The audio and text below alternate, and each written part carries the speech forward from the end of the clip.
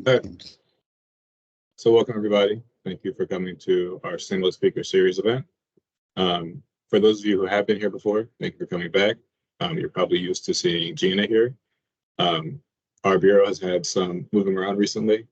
So Gina is still with our bureau. She's in a different position now. So now I will be here. I will be overseeing the S3 events from now on. So if you have any questions or comments about S3 or want to participate in future events, please feel free to reach out to me. We will post my email in the chat for you guys at the beginning and end of this session. So please feel free to write it down, email me, copy it, whatever you see fit. For those of you who haven't been here before, thank you for attending for the first time. Our Sustainability Speaker Series is a collaborative forum that we put together for sustainability topics that are done throughout the state. We have different people talking various different projects, ideals, and practices that they use in the terms of sustainability. Today, we will be talking about nature connectivity, which is the idea of urban areas and human development interacting and connecting to our natural world. We have speakers from Southwest Transportation Authority, the Nature Conservancy, and our own Fish and Wildlife Department. Throughout the event today, if you have any questions, please feel free to put them in the chat. We will get to all questions at the very end of the event. So when our last speaker is done presenting, we will open up the floor. We will then have people either raise their hand or continue to put their questions in the chat for us. And if you have any questions or comments that we can't get to during the event, please feel free to email me. Like I said, my email will be in the chat throughout the event. So with that being said, also, before we start, our bureau also has similar events to this that go on throughout the year. Upcoming, we'll have our Waste-Wise Network event, which is focusing on waste, recycling, all of those topics in that field. So if you're interested in that, please feel free to go to our website. We'll also put that in the chat as well, and reach out if you have more questions about that. So with that being said, I would like to introduce our first speakers from Southwest Transportation Authority. We have their environmental manager, Nick Marchese, project manager, John McDonnell, Stockton University senior and assistant environmental project manager, Kailey Howard, and Stockton University junior and environmental science intern, Lauren Hoolahan.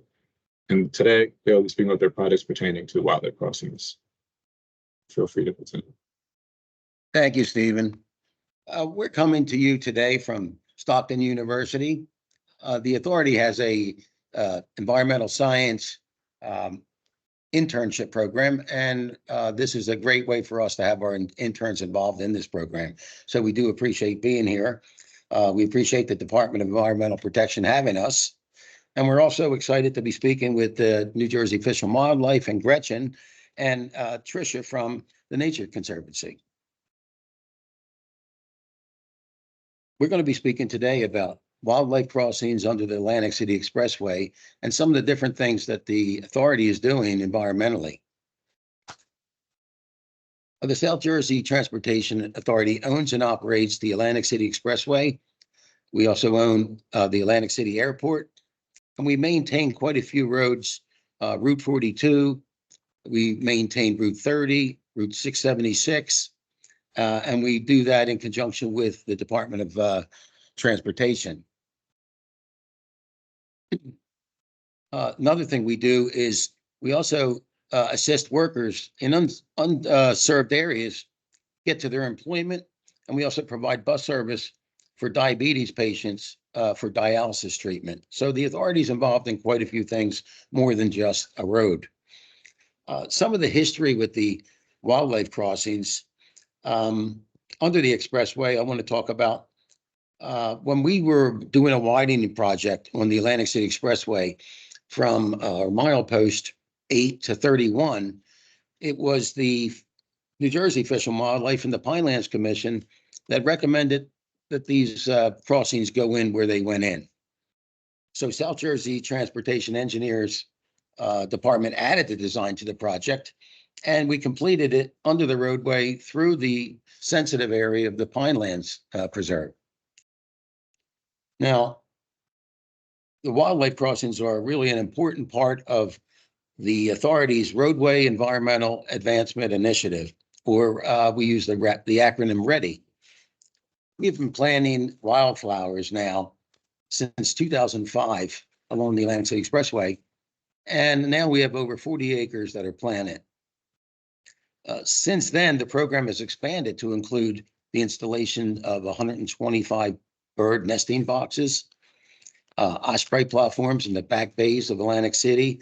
And we also visit elementary schools presenting the importance of environmental stewardship. And we do this normally around Earth Day and Arbor Day.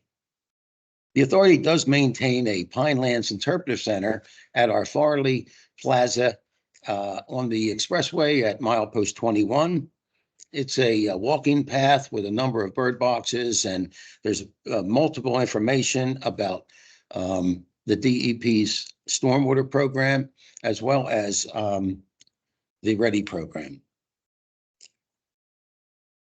Kailey Howard would like to now discuss the partnerships that we have between Fish and Wildlife and the South Jersey Transportation Authority.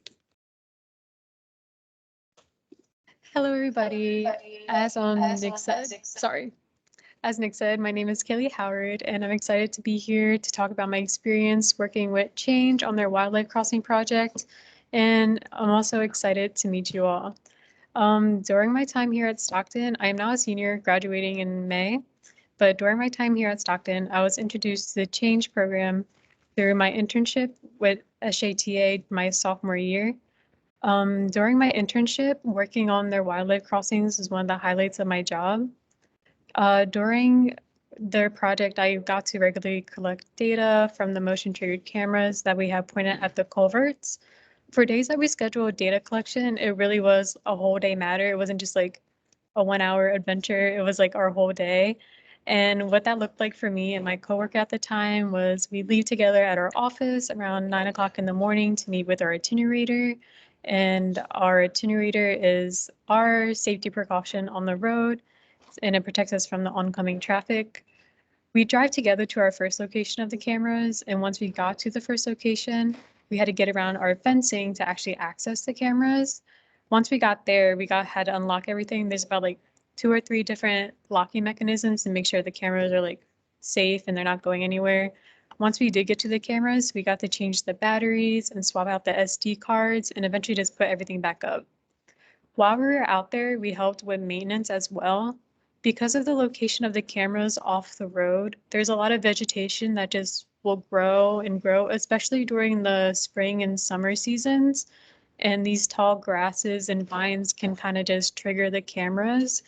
We noticed that during times that we went kind of longer extended periods without checking or longer without maintenance checkups, we had a lot of unnecessary photos from just the vines and the tall grasses swaying in front of the cameras and triggering the motion sensor. So we had to make sure that we kept the view clear of the cameras. Also for the walkways that the animals use under the culverts, they're made with gabion baskets, which are large wired baskets with aggregate stones inside. We had to upkeep the maintenance of those as well. Eventually, the project got to install halt cameras, which are Hobbs Activate Light Trigger cameras, and they were actually designed for studying road ecology. And the way that we had them set up at the culverts is they were pointing down, like from the roof of the culverts, pointing down. And there's a beam that projects from the camera. So when something crosses it, it triggers the camera to start recording the video, which Nick will show later. Setting up these cameras, of course, it was like a new learning curve for me. It's a new type of camera. It's a new device I had to learn how to collect data from and make sure I set it up correctly. Eventually, we just repeated that for all the locations of our cameras. And once we were done with that, we would go back to our office and upload all the information we collected from the SD cards. So the data would be uploaded to a drive, and then also photos would be processed using a software called Reconyx MapView. Personally, my experience with CHANJ and their wildlife crossing project gave me my first fieldwork experience outside of a classroom and outside of like an academic environment. Like when I was done with this project, I wasn't going back home and writing a lab report about it. It was just something that was a part of my job and I got paid for, and it was something I got to do regularly. And that was a really great experience for me. So it gave me hands-on experience and I got to practice my practical skills, deploying equipment and troubleshooting issues like in the field. And I also got to collaborate a lot. My Ready coworker, well, my previous Ready coworker, Elise Forcier, she's no longer here. She's at grad school at Cornell studying environmental engineering. She trained me initially when I first started, and I learned a lot from her. I also work a lot with maintenance because of this project at SJTA and the authority. And I also got to work a lot with New Jersey Fish and Wildlife and their seasonal workers on this project. Overall, I got to network and meet really great people, and I eventually got to present at Netwix, which my coworker Lauren will talk more about later. I think that sums up about everything I wanted to talk about for the CHANJ project, and I would like now to introduce John McDonnell, who will be speaking about the construction of the culverts.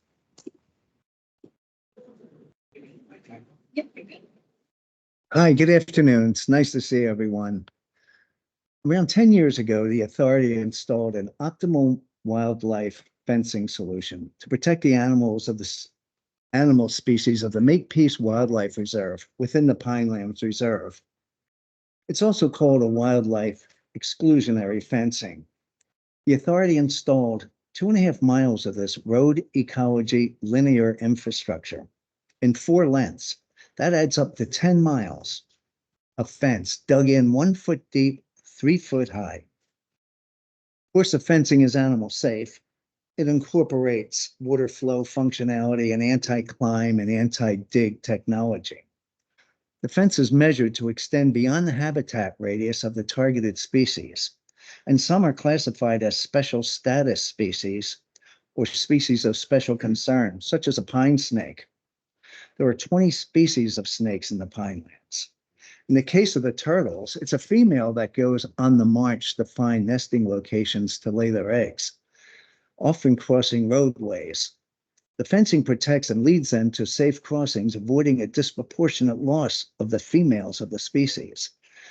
Today, optimal wildlife fencing solutions incorporate multi-species designs for reptiles, amphibians, and small mammals by companies such as Animex that optimize animal natural behavior and direct the animals more effectively towards the crossings. Fencing is typically associated with safe crossings. In our crossings, we constructed gabion aggregate rock baskets, walkways, to form a path for the animal to travel through and for use in high water situations.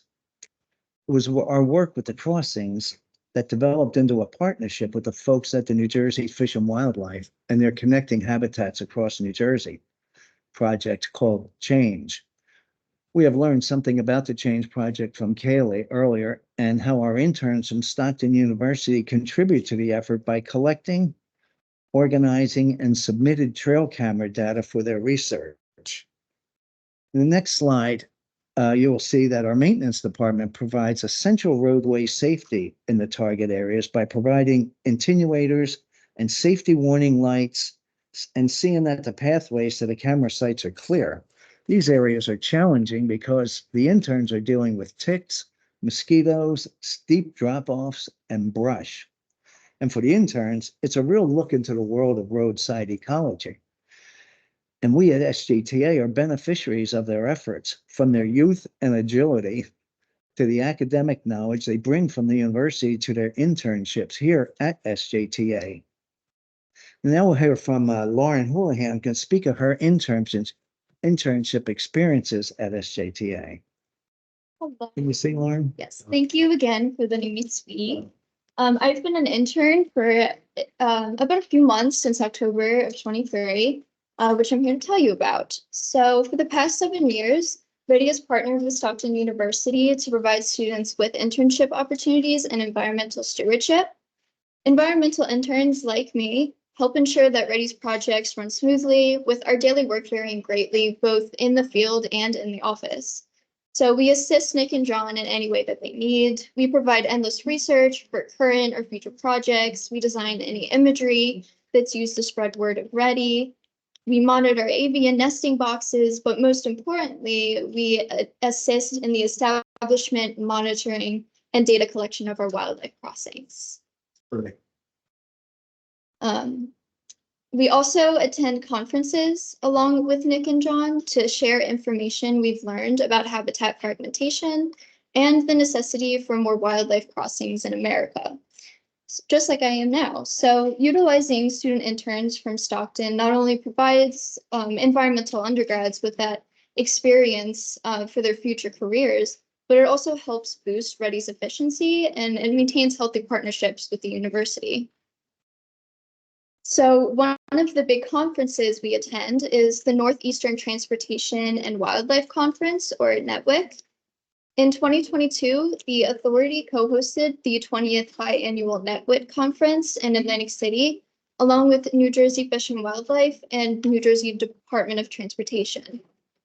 So this specific conference allows transportation authorities to communicate with partners, whether on any level, whether that be state, local, nonprofit, and so on, in order to develop or improve habitat management projects. NETWIC brings in ecologists, engineers, administrators, researchers, so many experts to communicate current issues and efforts, and to implement new infrastructure solutions that are more beneficial to wildlife. These kinds of collaborations with planners and land use, conservation, and transportation reduces conflict and saves time and money in proactive decision-making. So READY, of course, also receives these kinds of benefits from conferences like NETWIC, especially by strengthening our current partnerships or allowing us to establish new ones. These conferences help expand the development of road ecology within transportation and wildlife management agencies, which in turn helps make roadways safer for both people and wildlife.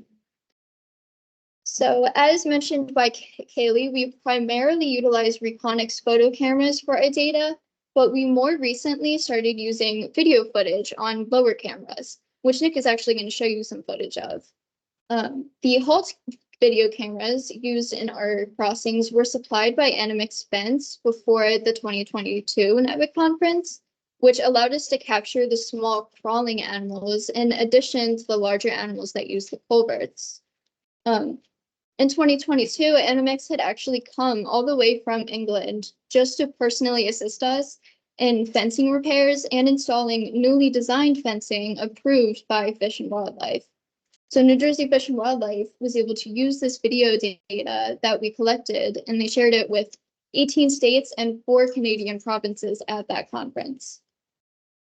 All right, and now we'll bring back Nick. He's going to show you some video footage from our crossings, and he'll close us off. Thanks a lot, Lauren. We'd like to end this presentation with some photos and some videos of the wildlife passing through and under the expressway. There's many types of animals that have been using these crossings daily, really as evidenced by the cameras. We've seen a great horned owl sitting at the end of the path, waiting for its evening dinner. And another exciting picture was a coyote at the end of the path with a chicken in his mouth. It's really pretty incredible what we've been able to see. And we are so thankful to be doing this project, the CHANJ project, with Fish and Wildlife. We're going to now go to a few pictures and videos of the actual crossings. Please give me 1 minute while we switch this.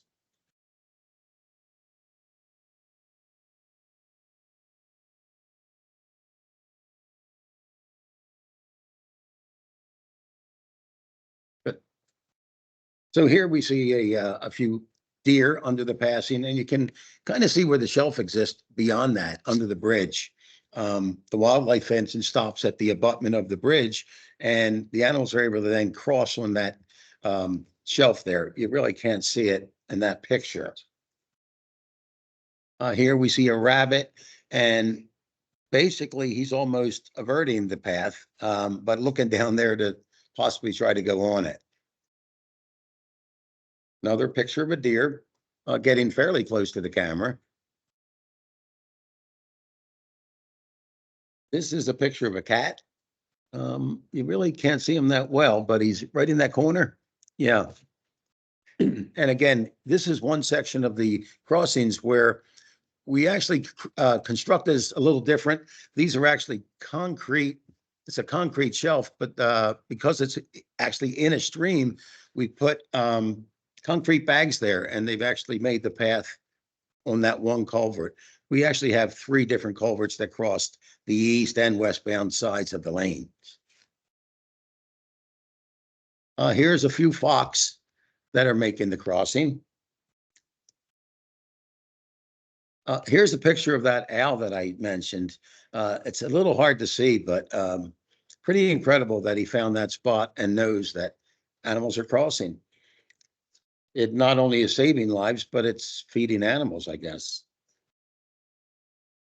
And here goes a raccoon. And we have some video we're going to go to now. That's set up. The Hall camera enables us to pick up these small crawling animals. I like to call it the easy pass of the underworld. It's really incredible to see some of this come in. As soon as we put these cameras in, it was prior to our conference that we hosted along with Fish and Wildlife, and they were able to use this data for the conference. And we did have a field trip out to these locations, and that data was used then.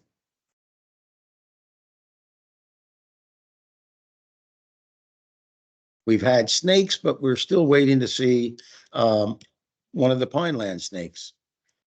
But it's very interesting the way they find this path and then continue to use it. Here's a possum. And again, this information is forwarded over through the Reconyx program to Fish and Wildlife for them to analyze that data. We were surprised to see a bird under there, actually using that crossing.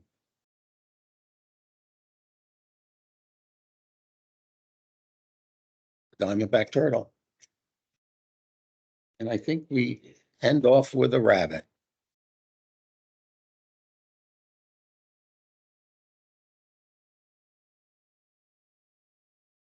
So this concludes our part of the environmental stewardship, and we will continue maintaining a safe roadway for the traveling public and for the wildlife. And once again, we thank you for hearing what we had to say. Thank you very much. Thank you guys so much for that. It's really cool to see the kind of inner workings of the roadways that we use so much and how our animals are able to cross through that. Next, we will have Gretchen Fowles with New Jersey Fish and Wildlife. She works in the NJ Fish and Wildlife Endangered Non-Game Species Program, and she will be speaking about the CHANJ project that you have heard recently. All right, great, thank you. And great to be sharing the virtual stage, as it were, with South Jersey Transportation Authority, Stockton, and the Nature Conservancy, all of whom are great partners on this project with us. So yeah, I'm going to tell you about the CHANJ project, connecting habitat across New Jersey. I help lead this project along with a couple colleagues, Brian Zarati and Mackenzie Hall. So the basic concept behind it is really simple, and that is just that wildlife need to be able to move, to find food, shelter, mates, and it's all animals, you know, from butterflies, salamanders, bobcats, bears. They need this ability to be able to move through the landscape. And this is especially true in the age of climate change, where more and more wildlife are facing changing temperatures, water levels, fire regimes, invasive species, and other pressures. And they just really need to be able to shift and adapt to find areas that are suitable for them. Here in New Jersey, this can be kind of difficult.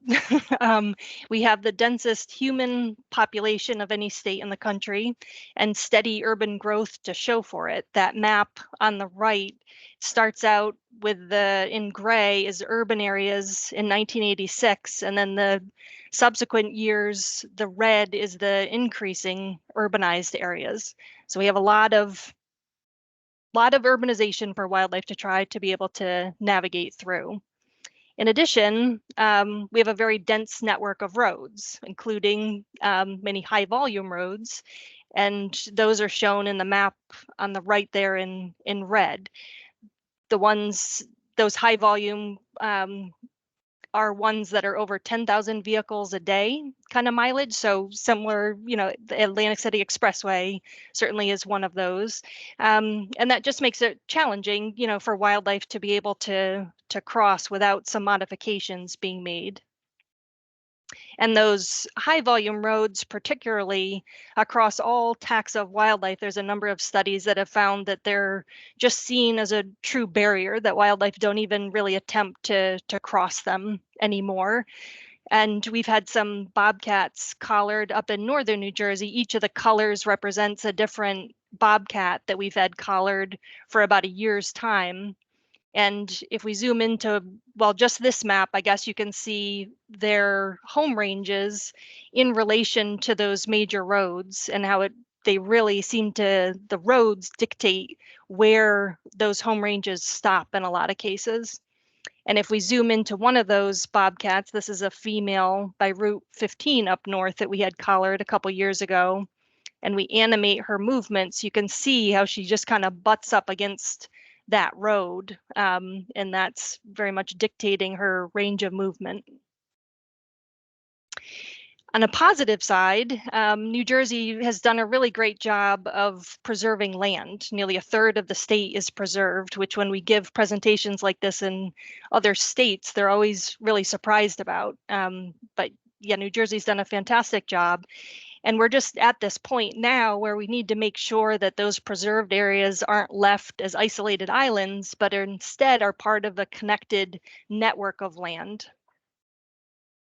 So we found ourselves a few years ago, us within Fish and Wildlife, and specifically the Endangered and Non-Game Species Program, asking how we could integrate habitat connectivity better into land and transportation planning.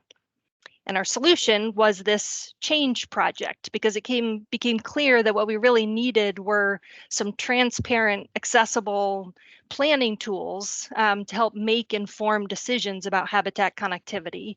So the CHANJ products are designed to help guide 3 types of conservation actions: land protection, and Tricia is going to tell you more about some of those efforts, as well as habitat management and restoration, and then the mitigation of road barriers, like SJTA and Stockton was talking about.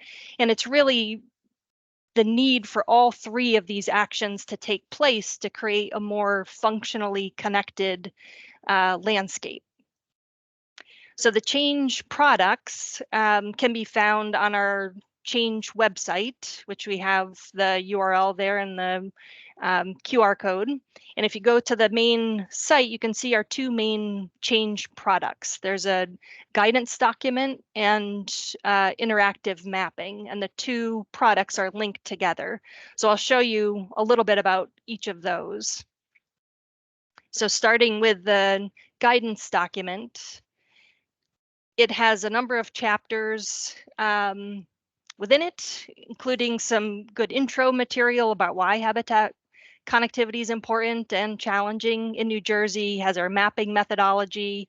And then chapter 4 is really kind of the meat of the document. And you can find in there resources and specific guidance for addressing those 3 conservation actions I mentioned: the habitat protection, habitat management restoration, and then road mitigation. And specifically for road mitigation, it has best management practices for how to design crossings, wildlife passage systems, mostly under roads, for different species. So this is a diagram, for instance, that's in the document that describes the different important elements of a wildlife crossing that you saw. Many of these elements, under the crossings, on the crossings under the AC Expressway. So having some for terrestrial species, having dry passage, which we saw, having fencing to help guide wildlife to the crossings, and have just natural materials, natural substrates within them, so that wildlife will kind of naturally move onto them and use them to get safely under the roads instead of trying to go up and over the top. And we have charts in there that give specific specs for designing these structures for specific species. And this is another example of a bridge that was replaced in recent years in Sussex County, where the bridge was widened a bit when it was replaced to allow for more passage, dry passage underneath it for wildlife to be able to just continue along those stream banks through the crossing rather than it being full of water and them having to go up and over the top of the road to get across to the other side. And this is another example of a crossing that was actually not designed for wildlife, but happens to be working fantastically for it. This is going under 6 lanes of heavy traffic in northern New Jersey. And so we've got bears, as you can see, using it regularly. There's a kind of a neat video of a bobcat who spots a squirrel partway through and starts licking its chops and trying to figure out how to get that squirrel. So this is just a really neat thing where sometimes we have structures in the ground that are being used for wildlife that might not have been designed for that purpose. So that's part of our effort, is to figure out where those are as well. So the mapping is another of the main products of CHANJ. And so there's this interactive map that you can access from the link. And just wanted to point out a couple features about how to use it. There's a eye icon in the upper right there. And if you press that, it gives you more information, including a short tutorial that takes you through the mapping to get you started if you've never used it before, as well as some kind of user guides to help get you started. And then as you scroll down, it also includes a description of each of the CHANJ specific layers that we've added to the mapping to describe what they are, to get familiar with them. Another aspect that I just wanted to point out was this other icon that's the near that you are here sort of button. And so that's kind of neat to be able to use in the field when you're out for a hike or you're wherever in New Jersey and you just want to understand your connectivity context on the landscape of where you're standing. You can use it on your mobile phone as well. So now to dig in a little bit to the specific mapping layers that we created to help inform decision making about connectivity.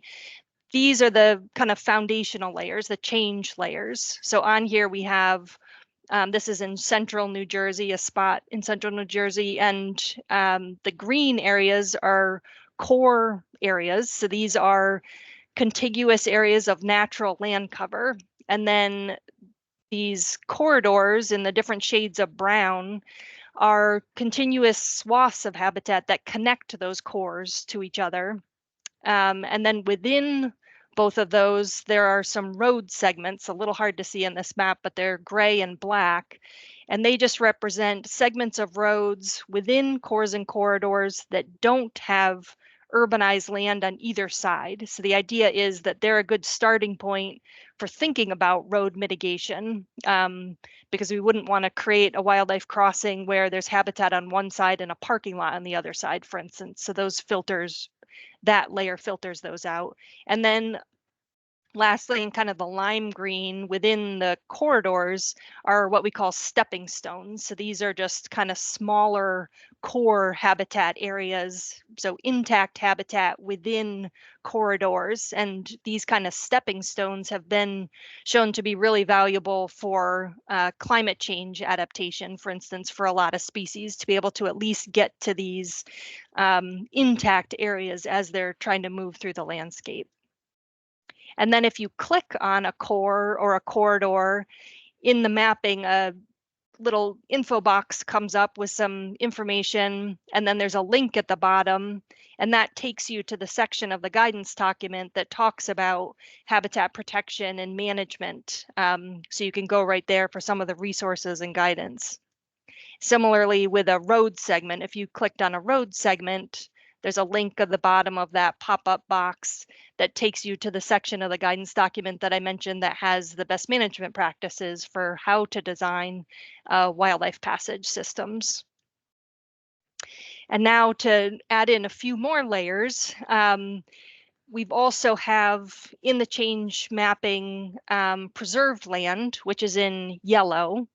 And then another variation of preserved land is the dark green. This is what we call terrestrial wildlife habitat. So these are areas that are permanently protected lands with terrestrial wildlife habitat value.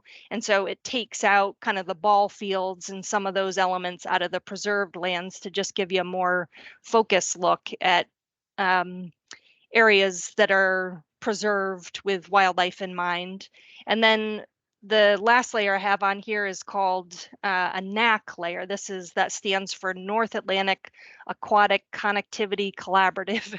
It's quite the mouthful, but it's a layer represent culvert inventory results. So it's different colored boxes that relate to culverts that have been assessed for terrestrial wildlife passage. Different measurements were taken, run through an algorithm, and then a score was pumped out as to how passable that structure, that culvert might be for wildlife to pass through it. So red represents a severe barrier, and then the dark blue represents no barrier. And so this kind of inventory is being done all across the northeastern states. 13 of the states are using this methodology. So this layer is really helpful. If we take a closer look at one of them, this is one of the red ones. So this is a severe barrier. If you click on that dot, you get, again, one of those pop-up boxes with a link.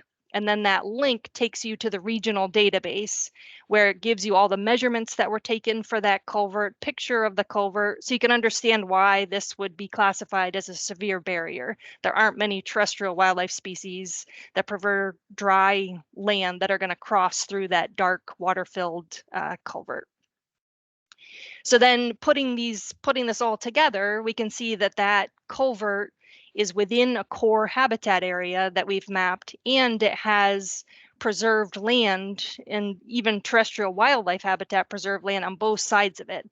So most of the factors lead it to be a really positive, lots of positive features for wildlife to be able to pass through the landscape, except for that one road, and the culvert that's there is not really accessible to them. So that might be one we'd think about targeting to retrofit and put in one that's more suitable for wildlife. So it just helps target the mapping when put together, helps target some of these efforts and prioritize them. And lastly, one more layer we have in here are road mitigation projects. So these are projects. This is kind of our central repository of projects that have been built with wildlife passage in mind over time. So the blue dots represent ones that have been constructed, and the gray ones represent ones that have been permitted but haven't actually been built yet. And there's been quite a few of them, over 30, that have been permitted since 2016 because of a new amendment to our flood hazard regulations that require terrestrial passage to be considered in some circumstances when a bridge or culvert is being replaced. So if we take a closer look at one of these, this is the AC Expressway. So you saw lots of pictures of this one. If you click on that dot, a window box comes up with a little bit of information, again with links at the bottom, and those take you to pictures of the structure. And it has all those elements that SJTA and Stockton talked about, with the nice natural material, dry passage through the structure, this fencing that's leading wildlife to it. This is one other one that we have in Hopewell Township in New Jersey, and you can see that it lines up really nicely with an existing habitat corridor. So a great spot on a road segment for a structure. And so this one was built, again, click it, you get the pictures. This is what it was before, with just kind of all water through it, and these concrete shelves were installed, and quite a number of wildlife species are using it. The one problem with this one is that the land on either side is not preserved. So that's something that would be good to tackle with that project. So as a whole, what the benefits of CHANJ are that it provides a common vision of New Jersey's connectivity puzzle It's usable at local and statewide scales, enables more proactive and collaborative planning. And like I mentioned, it's accessible on mobile devices, so you can evaluate your connectivity context when you're out in the field. I wanted to mention an email list that we have, a listserv that you can sign up for, where just every month or two we put out a story or news about connectivity in New Jersey. And you can sign up for that from our website. This is what the website looks like. And then there's a link to the CHANJ email list. And then while I'm here, I wanted to point out that we also now have a tool for reporting wildlife sightings called NJ Wildlife Tracker, that you can report rare wildlife species to us through this mobile-friendly website. And also we're looking for wildlife of any kind, no matter the status, on roadways. People oftentimes are passing roadkill all the time, and we're trying to get those documented so we can better understand where some of these mortality hotspots are happening, so that we know where best to, push for mitigation in these wildlife passages. And that's it. Here's the link to the CHANJ website and our CHANJ specific email.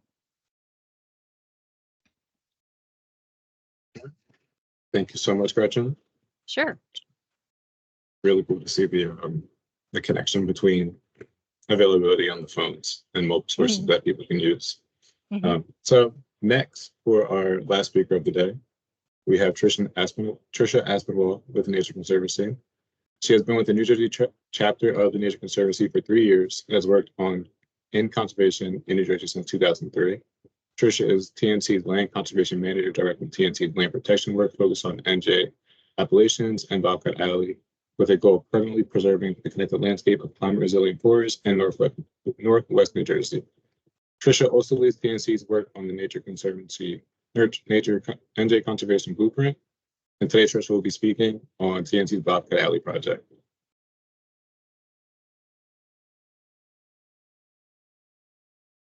Thank you, Stephen.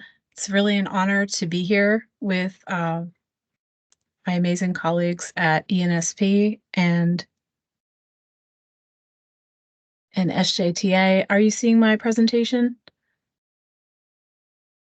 Yes. Okay, thank you so much. All right, well, as Stephen said, I'm Tricia Aspinwall. I'm the Land Conservation Manager for the Nature Conservancy in New Jersey.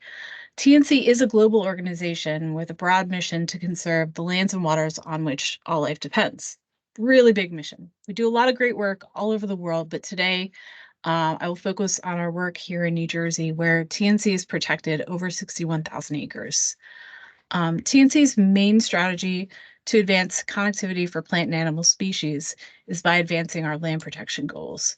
By strategically and permanently preserving land in its natural state, we seek to prevent the fragmentation of habitat that might otherwise occur. But that's a very simplified answer to how we do our work, and we'll take the next 20 minutes to dive into the details of how, why, and what strategies we're employing here in New Jersey. Indigenous teachings tell us to make decisions and consider our actions with a goal towards leaving a sustainable world 7 generations into the future. New Jersey has a very limited window to make some very tough decisions. New Jersey will be the first state to approach functional build-out, where all land is either developed or preserved sometime in this century. Right now, land in New Jersey, to about 5 million acres, can be broken up into thirds. About a third of New Jersey is preserved, as Gretchen highlighted in her presentation. It's fantastic because so many of the states are working right now on 30 by 30. We're already at like 32 or 33%. We're doing great, but there's more work to be done. So about a third of New Jersey is preserved, a third of the state is developed, another third is available, neither developed nor preserved. And it's this third that we are focused on.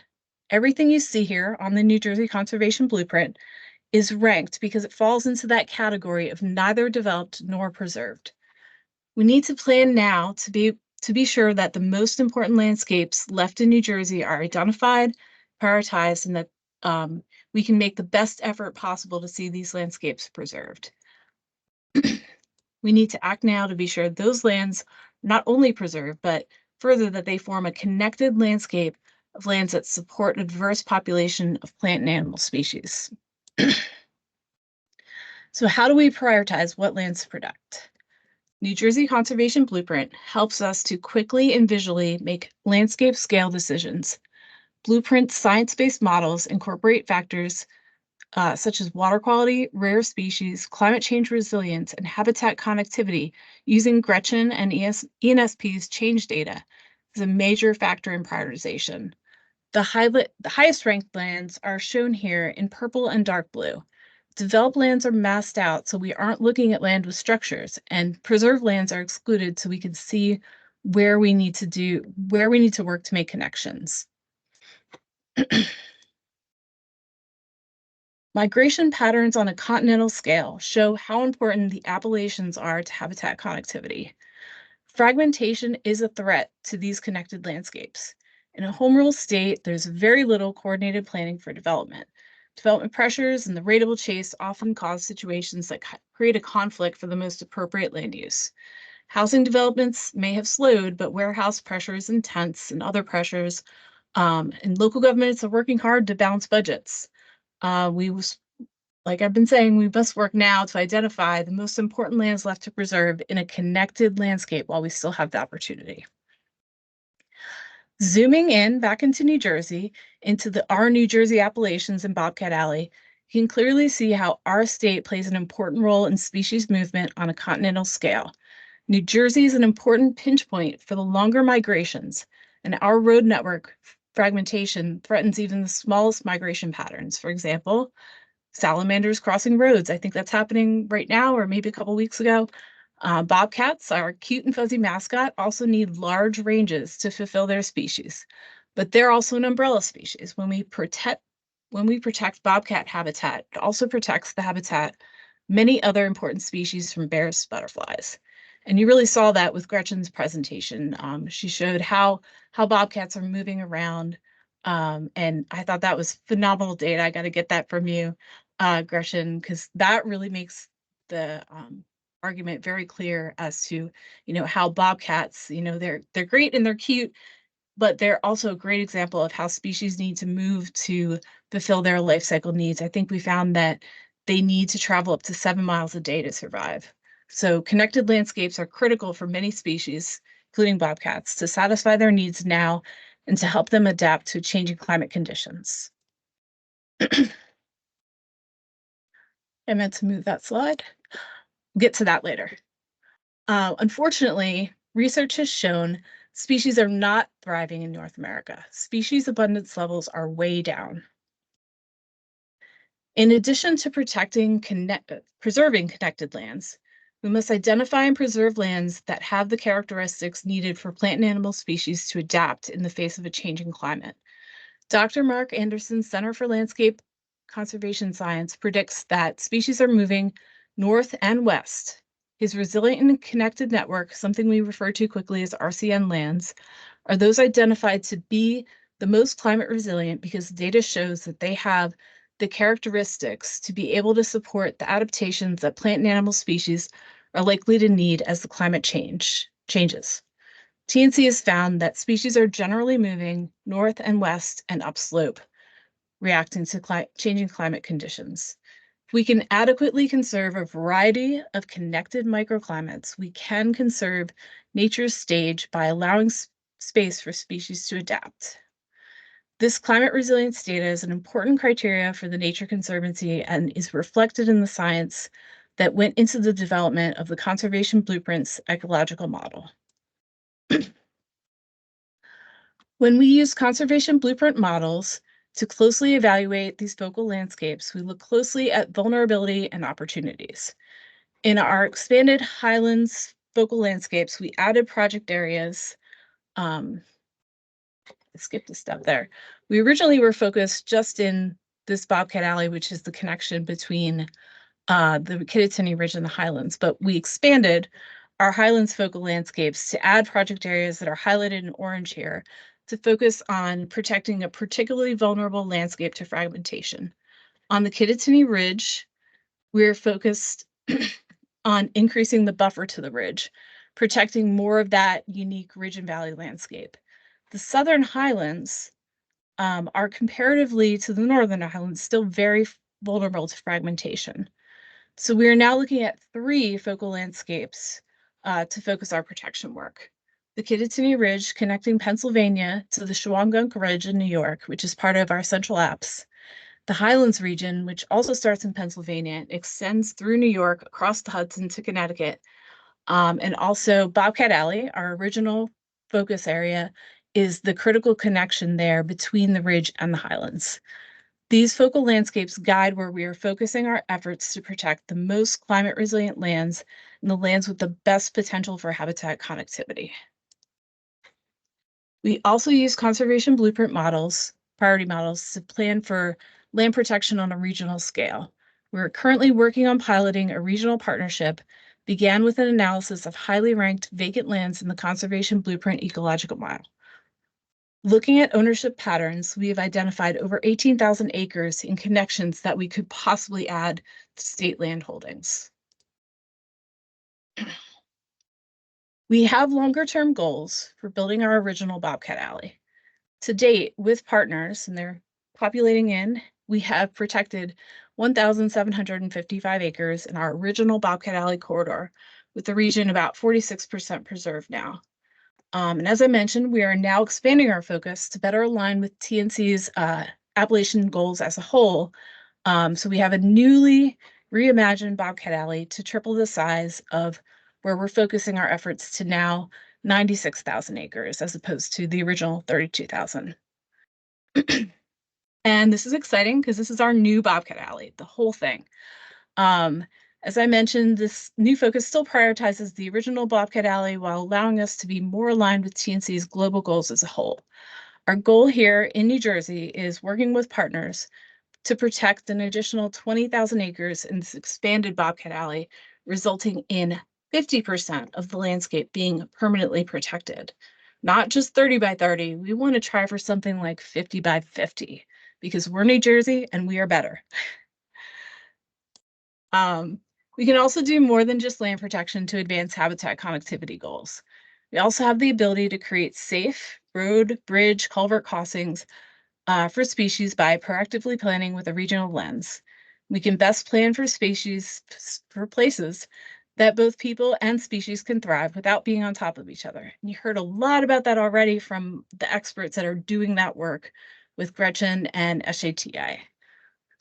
But to that end, TNC New Jersey's policy team is looking into ways to leverage their skills to increase our effectiveness in reaching our goals. We're looking at ways to financially incentivize people to sell their land for conservation. So right now, it's really hard to compete with commercial interests. We are also looking into advance some of the recommendations in the State Wildlife Action Plan while building relationships with DOT, DEP, and other NGOs interested in nature connectivity. More to come on all that soon, but first let's briefly talk about our regional connectivity program. Our Northern Appalachians team has established a program to address the problem to both people and nature of wildlife vehicle collisions on our nation's roadways. Our team has found that we spend over $9 billion on the costs associated with collisions. Establishing safe crossings for wildlife could decrease collisions by possibly 90%. Our study area aligns with TNC's global focus on the Appalachians. Specifically, this program is working on the area from New Jersey north to Maine. Our goal here is to provide agencies with support to navigate and leverage new opportunities for federal funding with outcomes that benefit both public safety, connectivity, and resiliency. Here's just a quick sample of all the funding that we're hoping to help states access for wildlife crossings. Finally, TNC, obviously this picture is not New Jersey, but TNC is sponsoring Habitats and Highways training locally for New Jersey planners and engineers to learn how to incorporate spaces that are accessible for wildlife and infrastructure projects. So reach out if you are interested and stay tuned for more details on that. Thank you very much for your time, and I leave you with a cute picture of some bobcats and their kittens. And that's what I have for you. Oh, stop sharing would be good.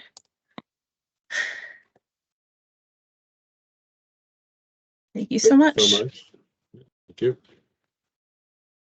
All right, so now if anybody has any questions for any speakers, please feel free to raise your hand. We can unmute you and you can then present your question as if we were at a in-person meeting, or if you're more comfortable, you can put a question in the chat.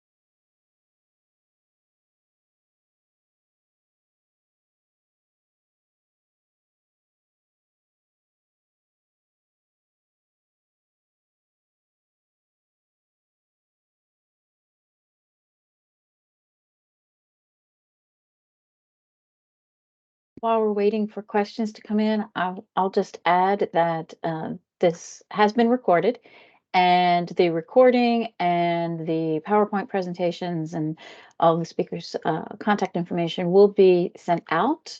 Well, the link will be sent out. We'll post it on our webpage next week, and then I will send a link to that webpage out to everyone that was registered, so you will all receive that.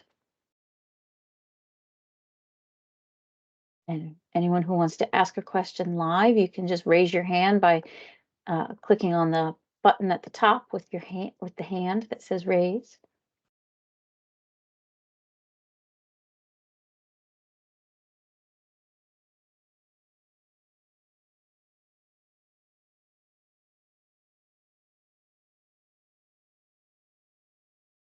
Okay, Kathleen has a question, and let me just unmute her. Okay, Kathleen, you should be able to turn on your mic now.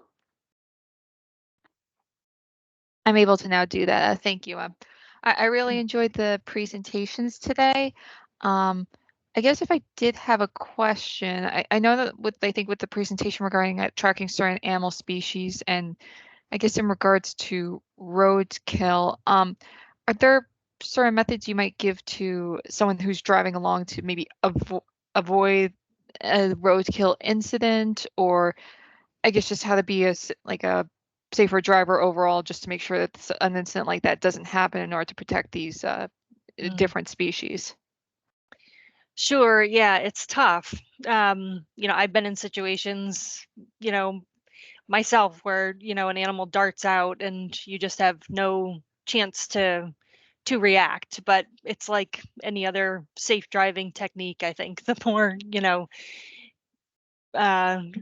going the speed limit, especially in areas that are where you've got nice habitat on both sides, particularly where there's water on both sides, and in the springtime and in the summer where there's, just likely to be a variety of snakes and turtles and that kind of thing crossing. Just really kind of be cautious in those areas and give yourself lots of space behind the vehicle in front of you. And then, yeah, if it does occur, which it does, unfortunately, and sometimes is unavoidable, if you can pull over safely and, take the location of where that species was and a picture, again, if it's safe to do, that's really helpful information for us. And we have more information about kind of standardized roadkill surveys too, where if there's a standard route that you go to work every day, for instance, we have some methodology in our guidance document that talks about how to record that kind of on a regular basis, which is helpful too. Hopefully that helped answer the question a little bit. Thankfully, Yeah. yes. Thankfully, I have never been in a incident involving roadkill, but I have always tried to be careful with coming home, especially during dusk, as there have been moments where the deer have tried to. Again, thankfully, I've always been driving slow around those points, so never any roadkill incidents, but still want to make sure the bear protect. Yeah, sure. And, the solution for some of those spots, like we've been saying, is these wildlife passage systems. So they don't want to go up on the roads. We've got a better option for them underneath that's safer for them, safer for us. But it's work in progress. Thank you. Sure. Thank you. Thank you, Kathleen. Ashwani, you can now unmute your mic and ask your question. Thank you so much. This is going to sound a little bit naive. I've spent most of my life in Southern California, 18 years. And so my experience with habitat conservation and endangered species is from there. I came to New Jersey in 2009, and I have never heard the idea of multi-species habitat conservation or habitat conservation plans in the emails that I get. So the question that I have for you is, are there multi-species habitat conservation plans in effect in New Jersey? And specifically to Tricia, in Southern California, you folks, the Nature Conservancy, had developed the Natural Communities Conservation Planning Program. Is that still in effect? Is it dated? Am I really too old to be having this conversation? That's it. Okay. Yeah, Tricia, I don't know if you know about the TNC's, efforts in that way to start. I know every business unit is a little bit different in what they're working on, but habitat connectivity is a priority for TNC organization wide. So I'm not sure exactly what they're working on. But I could always reach out to my colleagues out in California to see and maybe connect you with someone if you're interested. Just reach out to me. Okay, no, I'll do that. Just to clarify my question, I had done my PhD in Southern California. I'm a planner, regional planner by training. And I had worked on habitat conservation issues, land use and habitat conservation issues there. Okay. I showed in my research a progression from habitat conservation plans to multi-species habitat conservation plans to natural communities conservation plans, a broadening of the scope of the conservation lens. And I wondered if that was something that was established in the conservation community and now history, or have we moved on to a whole new paradigm?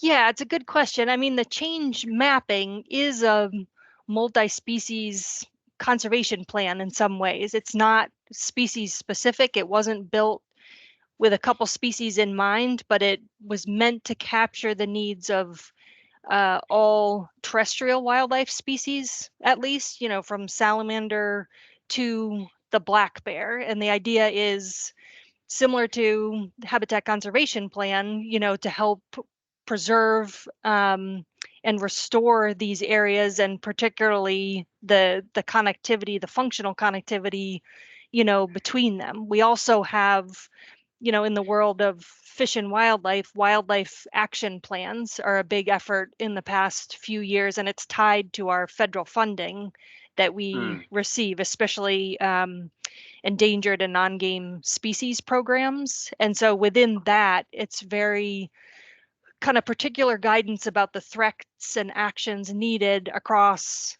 all our different habitats and species of greatest conservation need, they're called. So that kind of planning effort is every state is doing that, as well as some are carrying that into a wildlife transportation action plan to specifically target specific areas along the road network to help increase connectivity. So I think that might be similar. And Tricia mentioned the blueprint mapping, which is like an ecological integrity index that helps apply a number of factors together to highlight spots that are most important from an ecological priority to preserve and restore, and again, make sure are connected. So I think we have a number of tools similar to what you're talking about, and that are trying to be, more holistic and not one species specific focused, but much more broadly ecologically. Thanks. That is actually very helpful. Okay, good. Yeah, if we The could, data if we coming- the TNC data- could implement anything in terms of like an open space plan, we would want to operationalize Gretchen's change data to protect the lands that she has identified in the change data. Thank you. Appreciate that. Thank you for the question. Any other, oh, there is, I have to, nope, there, I do not see any other hands raised. Nick has his hand raised. Go ahead, Nick. You have to unmute yourself. My question is for Tricia. I wanted to know a little bit more about the Northeastern Transportation Connectivity Project. Where can I get more information about that? Oh, I would love to put you in touch with my project manager that's implementing that project so that we can get you very involved in the habitats and highways training that we're planning. So I can Wonderful. definitely put you in touch with that. Great, thank you. Yeah, we'll be Yeah. talking before then. Thanks. Definitely. Yeah. You're a key partner in that work. I'm glad that we were introduced because we were put together for this presentation and now we can do some more great work together. It really is, and I know that you've been working with Fish and Wildlife and Gretchen for a while, and we've worked with Mackenzie Hall and Brian, so the team's getting bigger. And making these connections is the purpose of S3. So it's very good Without that a we doubt. can bring people together. We just received some information today that we've been wanting to do to work with the climate change project they're doing with the learning stations and the photo stations, and we'll be meeting with DEP sometime in the near future to set up locations on the Atlantic City Expressway, showing differences in sea rise, and our interns will be working on that project as well. So we're also a partner with DEP. Glad to hear it. Do we have any other questions? Anyone want to put something in the chat or raise your hand?